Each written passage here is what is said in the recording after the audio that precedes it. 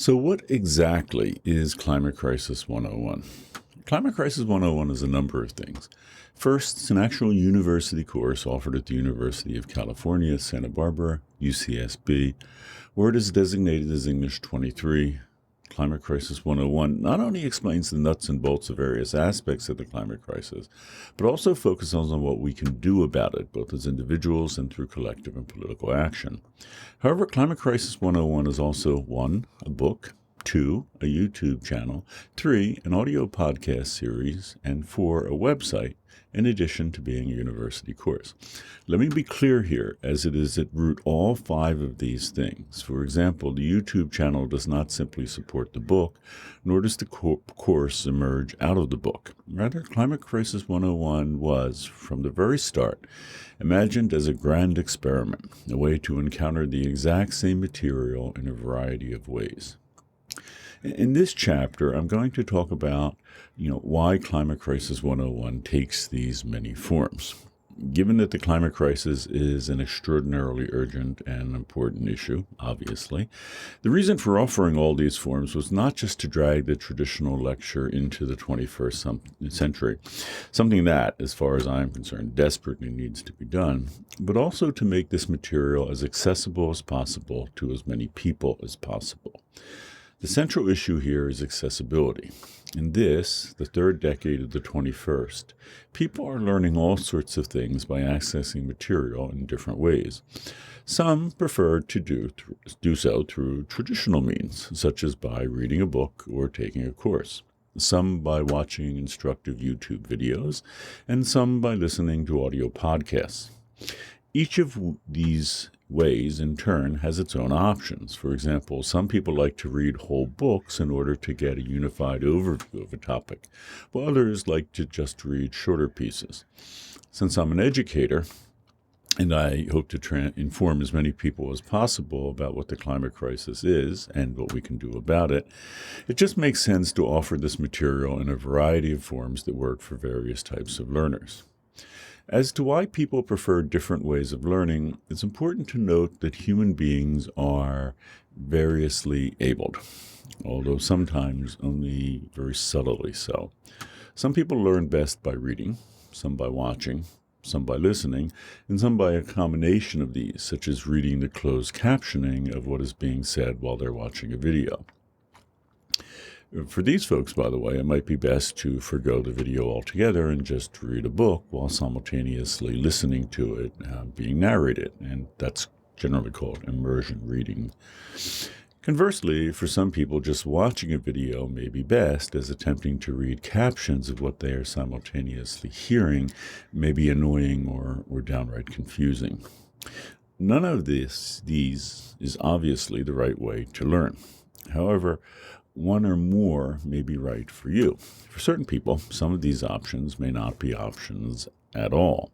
Not everyone can see or hear either well or at all. This makes offering material in a variety of forms especially important and indeed crucial. Finally, as I did not want to privilege any particular group of learners, I tried to make all this material equally accessible to everyone. In other words, Climate Crisis 101 is not first and foremost a book, a course, or any of the other forms. For example, as I will explain directly, rather than relying on visuals, I make a point of carefully narrating everything in my talks so that someone just listening to the material won't miss anything. Although doing so is absolutely crucial for individuals who are not able to see or see well what is on the page or screen, we all stand to benefit here, as this gives everyone the option of listening to this material as an audio podcast when we're on the go, such as out for a walk. Regarding which approach is best for you, since this is a personal issue, think of Climate Crisis 101 as, among other things, an invitation to reflect on how you learn best. Feel free to experiment with the different forms on offer here. So, how does all this work in practice? Well, first, let's start with why I chose to write this as a book. It's simple enough, as books are a time-honored and wonderful way of consolidating and organizing a great deal of material into a single place. And most people are, of course, familiar with how to use books. Some people, myself included, absolutely love books. However, not everyone does, making books of somewhat limited use in disseminating material in the third decade of the 21st. Indeed, roughly a quarter of U.S. adults, 27% to be exact, say they haven't read a book in whole or in part in the past year, whether in print, electronic, or even audio form. There is also the matter that written material can present learning challenges for some people. Consequently, if presented just as a book, this material would reach a rather limited audience that has certain preferences and abilities. It's also the case that books usually cost money to buy and are generally protected by copyright, meaning that the material in them cannot be freely shared. These are significant issues, as my goal is that all this material should be free for everyone to use and to reuse as they like. So I wrote this as a book mainly for people like me who like books, even though I am, in fact, dyslexic. But also I pursued other options. Brings us to number 2. Enter social media, arguably the preferred way of disseminating information in the 21st. But which social media platform is the most used and hence most likely to reach the most people? If you ask Americans who are the age of my students, that's aged 18 to 24, it's not Facebook, Twitter, or even Instagram. Instead, YouTube is now used by 94% of these young adults. Indeed, 3/4 of all American adults, regardless of age, use it. Teens not only watch YouTube more than TV, but according to Nielsen data, this may soon become true for the rest of Americans too. The Climate Crisis 101 material is broken into a number of chapters, just like any other book. These chapters are in turn each broken into a number of sections, which of course books sometimes do. However, each of these chapter sections is also designed to be a YouTube video. In order for this to work, the tone here is a little unusual for a book. It's certainly different from the scholarly books that I'm used to writing, as it is meant to be relaxed and conversational. On a personal note, I really like writing this way. In practice, this simply means that I film myself reading, and from a teleprompter, one of the Climate Crisis 101 sections, which are meant to be 10 or 20 minutes in length, and that's roughly 1,500 to 3,000 words. This is pretty standard for YouTube videos, though some, like this one, are a little longer. Because just watching me speak could become a little boring, a small team of undergraduate students, editors, punch up these videos. One of the ways that they do so is to intersperse video clips while I am talking. For example, if I'm talking about the importance of bicycle culture in the future of sustainable transportation, clips of people on bikes might alternate with me talking. Substantively, this doesn't really add anything to the talk, but it does break things up. By the way, in case you somehow didn't know, YouTube is an incredibly effective social media platform. Consequently, students enrolled in Climate Crisis 101 often share course videos with their friends, family, and even former teachers. In this way, the material is broadly disseminated online. The last time that I taught English 101, there were more than 1,500 total visitors to the course YouTube channel and website that year. You may be wondering why I don't add images and clips that are more instructional, such as graphs or charts or quotes or something of the sort. The issue here, again, centers on accessibility, which brings us to number 3, audio podcasts. A third form in which this material is available. As I've already noted, one of my goals in putting this material together was that it should be as accessible as possible to as many people as possible. The idea here is that anyone should be able to access this material, regardless of their vision, hearing, motor, or even cognitive skills. Specifically, Climate Crisis 101 was designed to be compliant with the Americans with Disabilities Act, that's the ADA, and Section 508 of the Rehabilitation Act, especially regarding the 4 major categories that apply, and that's visual, auditory, motor, and cognitive. It's noteworthy that many traditional in-person classes, as well as many Zoom classes, are often not at all compliant with these standards. As far as I'm concerned, this is deeply problematic, both morally and legally. In order to make this material accessible to people who are blind or with low vision or vision impairment, it's entirely text-based. In other words, while I could show a chart, I instead explain, often in some detail, what such a chart would show. Without exception, all of this material is narrated rather than shown on screen. Of course, it would be possible to provide a separate audio track that describes what is on screen, such as a chart. However, aside from being awkward and not necessarily effective, I just like the idea of putting material up that essentially privileges vision over other senses. What I mean by that is ocular-centric material. In other words, as much as possible, everyone should encounter the same material. It shouldn't matter, for example, whether they see or hear. No one group should be privileged. In short, sight and hearing are entirely optional for Climate Crisis 101. Having all of the talks consolidated in one place as a channel or a podcast app also means that it's not necessarily for people who are blind to bother with screen readers to access the material. This also significantly reduces the need for fine motor control, as it is possible to sequentially advance from talk to talk in the podcast series without making a single selection. And that's because most podcast apps go from one podcast to the next automatically. Regarding cognitive concerns, the material can be easily slowed down, repeated, or, for that matter, sped up. In general, the idea here is to offer as much flexibility as possible. As I already noted, some people benefit by being able to read closed captioning while watching a talk. Others find it a distraction. The goal of Climate Crisis 101 is to provide a range of options. In order to avoid fatigue, the book sections are short, resulting in videos or podcasts that are generally under 20 minutes, or even half that length. Incidentally, this also pays significant environmental dividends, as excellent quality audio requires as little as 4% of the bandwidth of video. As 20% of the world's total electricity consumption may be used by the internet as early as 2025, and the overwhelming majority of the available bandwidth of the internet is used by streaming video. This is not an insignificant issue. It's also the case that podcasts are frequently streamed from mobile devices like smartphones, which operate on about 2 watts of electricity, far less than a desktop computer or even the 50 watts or so needed to power a laptop computer.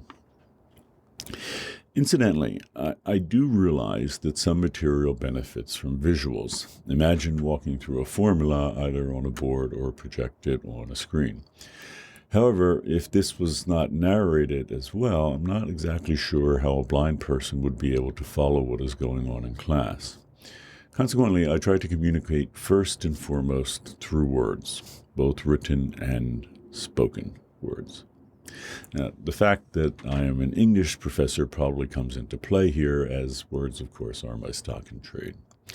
So 4, as most people no longer go to brick-and-mortar libraries to access reading material in various media, it makes sense to present this material by way of a website. In order to make it as available as possible to as many people as possible, the course website was carefully altered to be as accessible and convenient as possible. All of the text on the course website is 2.5 times standard size in a font recommended as an option for print disabilities. In order to ensure high contrast, all fonts are black and appear against a solid white background to be helpful with individuals with so-called color vision deficiency. Even link text is black rather than a separate color. In order to distinguish links, they are underlined, which, in order to avoid any confusion, is a text style not otherwise used in the Climate Crisis 101. The course website is also designed to work well with modern browser extensions, such as developed for Chrome, like Font Changer, which allows users to view the text in different sizes and in specialized fonts, such as Open Dyslexic. At the risk of using a little jargon here, by using best HTML backend practices, the course is optimized to work with screen readers such as NVDA, JAWS, Apple's VoiceOver, and Android TalkBack, which can read it aloud. The website is also designed to lead people back to this material. If you happen to be curious about the climate crisis and type Climate Crisis 101 into your browser, you should quickly be led to the course website, climatecrisis101.com. Because this material is also a book, the website is designed to mimic an ebook reader, whether held horizontally on a smartphone or vertically on a tablet, laptop, or desktop computer. Doing so replicates the width and line length and hence in some ways the general feel of a print book. And the goal was to have the website function like an e-reader app set to scroll. In other words, if you're used to reading Kindle or other ebooks on your smartphone or tablet, the course website should provide a pretty similar experience. And this is explained in detail in another section in this chapter or playlist, depending on how you're encountering it. In addition, as a website, Climate Crisis 101 is able to offer more functionality than ebook apps that it emulates. For example, without ever leaving the Climate Crisis 101 website, it is possible to have the YouTube video of the section pop up and play. At the same time, Climate Crisis 101 also offers features provided by some advanced ebook reader apps, such as the ability to hear an ebook narrated as you're reading it at the same time. This is like the Kindle Audible ebook version that they call WhisperSync technology. For some people, this can really help concentration and learning. As this is an important point, I take up this issue of immersion reading in detail in an upcoming section of this chapter. At the beginning of every section, users are given the option to download as a PDF, watch as a video, or listen to as a podcast, or to simply scroll down to read the material as a browser-based ebook. If you choose to listen, you can just scroll down and read along with the narration. Students in the lecture hall can do something similar by reading along with the lecture on their smartphones, tablets, laptops, or of course, you could go old school by reading the lectures on paper. And what I mean by that is a printout of the lecture PDF. Making Climate Crisis 101 available as an online book also provides an easy way to reference the material, even if you do not initially encounter it by reading. For example, if you would like to revisit something that you heard on Climate Crisis 101 as a podcast, you might have to listen to hours and hours of material in order to find the proper section. However, the computer could quickly search for the text of the Climate Crisis 101 online book. In addition, the text also provides the links to material cited in Climate Crisis 101. Finally, as a website, Climate Crisis 101 brings together all of its various forms. And while it feels and functions like an ebook, the videos and audio podcasts are embedded directly and conveniently into the relevant text on the website, which also contains the course syllabus. So, number 5. Why is Climate Crisis 101 a university course? And the advantage of experiencing this material as a course is that it requires individuals, and by that, of course, I mean students, to encounter the material, 1, in a carefully chosen order, and 2, in its entirety, and 3, at a very digestible rate. While the book format presents the material in the same order, there is no way of ensuring that someone will read the whole book, let alone read it carefully. However, when taken for university credit, the course requires students to carefully study all the material, as they will obviously be tested on it. Spreading it out piecemeal over an academic term helps ensure that people will not become, overwhelmed by it all. A course also allows for supplemental materials to be introduced. This is an important point and will be taken up in detail in another section of this chapter. But it's worth noting that all this material in all of its forms is completely open access. Hence, anyone, anywhere with an internet connection can read this book, watch this YouTube channel, assuming, of course, that YouTube is available in your country, listen to the audio podcast series, visit the website, or take this course, though you can only receive university credit if taken at the University of California at Santa Barbara, UCSB. Because all of this material is open access, educators are free to incorporate all or part of it into their own classes. Moreover, since there are so many individual components here, and what I mean by that, so many individual chapters, videos, podcast episodes, educators can and do use this material in flipped university and even high school classrooms. In other words, instructors have students read, watch, or listen to one or more of these components at home, then discuss it in class. It's also worth noting that there is often a synergy between these 5 formats. For example, YouTube automatically creates closed captioning for its videos using a voice recognition technology.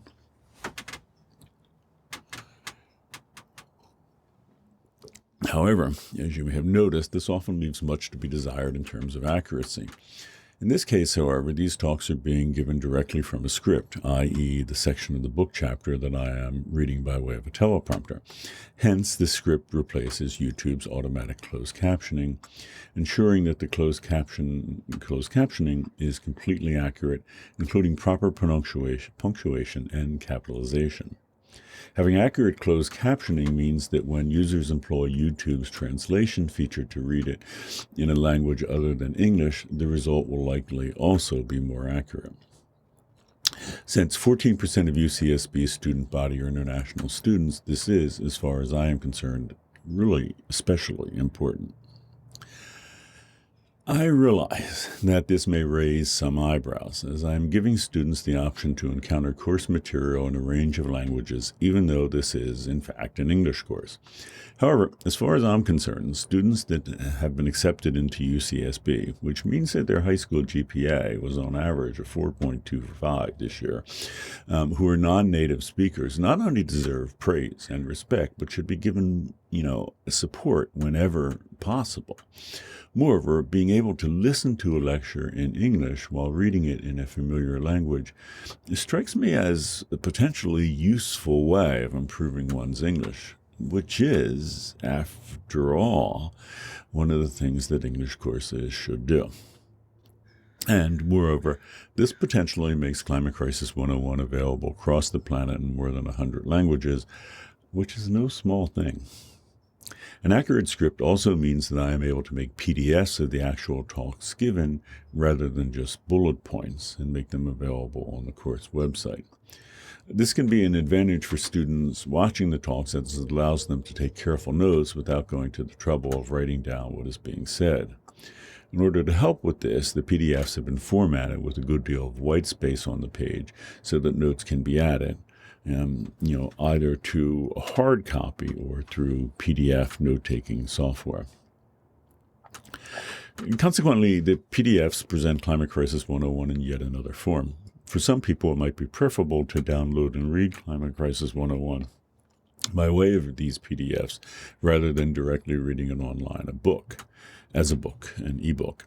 This is because, as I just noted, doing so allows notes to be added directly to the text. Actively annotating a text while reading or while both reading and listening is yet another effective learning strategy. Who knows, it might be especially good for you. Incidentally, I realized that making PDFs of the entire lecture series available, word for word, may also raise some eyebrows, as some educators are of the mind that students learn best when they are actively taking notes during a lecture. If that happens to be you, and you are practiced in the art of note-taking, by all means take this approach if it helps you to learn. In no way does Climate Crisis 101 prevent you from doing so. However, this only works for a section of learners. Not everyone can take effective notes while keeping up with someone speaking between 150 and 200 words per minute, which is what I sometimes average. As far as I'm concerned, assuming that everyone in the room is capable of executing this skill at this speed is problematic and potentially, just unfair. Hence, Climate Crisis 101 provides additional options. So if the course material exists in all these forms, what exactly is the classroom experience like? This is an important question. As UCSB is still a brick-and-mortar school, students are required to show up for class in the lecture hall. Let me repeat this for the benefit of my students. Coming to class is absolutely, positively a requirement of this course. During the class period, the YouTube videos of the talks are projected on screen. Because they are shorter than the period, they are sequentially, and by that I mean in the order that they appear in the book and in the course YouTube channel, shown in the allotted class time. This raises a question which may have already occurred to you. What exactly am I doing during the lecture if I am not, lecturing? With my large lectures, when my large lectures increased in enrollment to where there were more than 800 students in the room, it generally became impossible for me to take questions during class. As you might imagine, I found this frustrating. While we did not have an open mic at the front of the room, we did have an open mic at the front of the room. Almost no one, understandably, felt comfortable speaking in a room that large. Now, while my talk is being projected in the front of the room, it is also simulcast as a webinar. I am seated in the lecture hall with my laptop, officiating over a real-time Q&A session, which is similar to the Zoom chat function that many of us came to appreciate during the pandemic. In a sense, this allows me to be in two places at once. One, up on screen, giving the talk, while two, also spending the entire class fielding questions and clarifying points. In traditional classes, I often spend half the time lecturing and half the time fielding comments and questions. Since the same thing is happening here, it is like having a 2.5-hour class taking place in 75 minutes. I'm really not sure just what you would call this, but I think of it as a flipped classroom that is synchronous. In other words, in the now traditional flipped classroom, students watch lecture material at home and come to class with questions and comments. The instructor then elaborates on the material by way of these lectures. The same thing is happening here, but all at once, rather than at two separate times and places. By that I mean at home and in class. As with the flipped classroom, the obvious advantage here is that it makes the lecture material interactive. It also gives every student in the room, including those who may be a little reticent, the opportunity to ask questions and make comments. The lectures are, incidentally, interactive in a second way, as I ask students at a time of their choosing to comment on some of the talks by way of the YouTube forum. I also require them to comment on the comments of their students half of the time. The idea here is, of course, to get students talking with one another. I take up Climate Crisis 101's interactive discussions in detail in another section, by the way. So, there you have it.